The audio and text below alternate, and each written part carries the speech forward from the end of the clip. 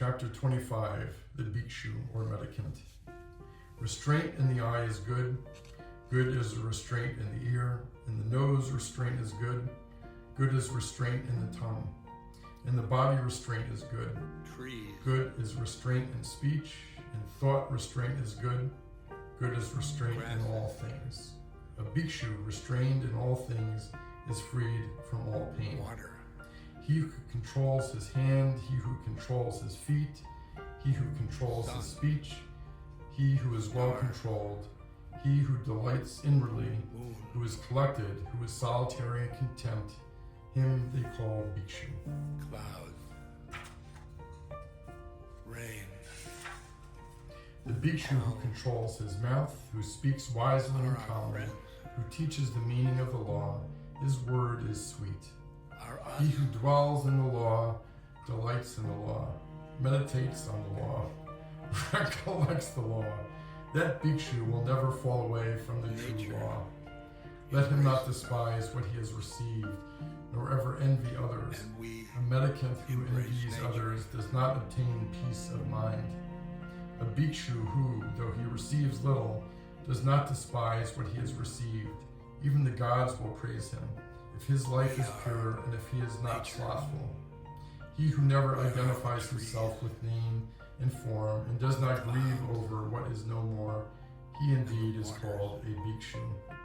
The Bhikshu who behaves with kindness, who is happy in the doctrine of Buddha, will reach the quiet place nirvana, happiness arising from the cessation of natural inclinations. O Bhikshu, empty this boat. If emptied, it will go quickly. Having cut off passion and hatred, that will go to nirvana. Cut off the 5 fetters, leave the 5, rise above the 5. A Bhikshu who has escaped from the 5 fetters, he is called Ogatina, saved from the flood. Meditate, O Bhikshu, and be not heedless.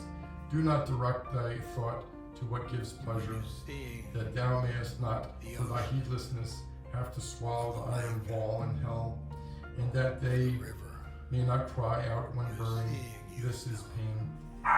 Without knowledge there is no meditation. Without meditation there is no knowledge.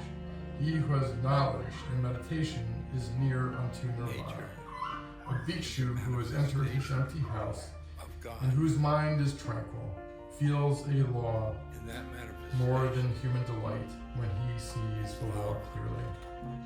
As soon as he has considered the origin and destruction of the elements of the body, he finds happiness and joy, which belong to those who know the immortal nirvana. And this is the beginning here for a wise Bhikshu: watchfulness over the senses, contentedness, restraint under the law. Keep noble friends whose life is pure and who are not slothful. Let him live in charity. Let him be perfect in his duties. Then, in the fullness of delight, he will make an end of suffering.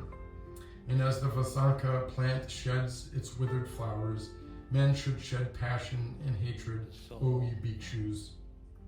The Bhikshu whose tongue and body and mind are quieted, who is collected and has rejected the baits of the world, he is called quiet. Rouse thyself by thyself, examine thyself by thyself. Thus, self-protected and attentive, wilt thou live happily, Bhikshu. For self is the lord of self, self is the refuge of self.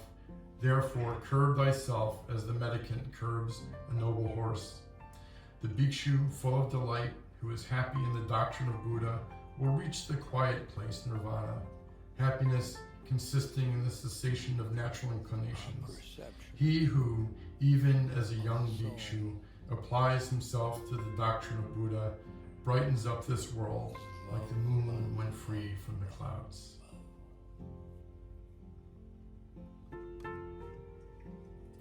Let us meditate on that chapter on the Bhikshus.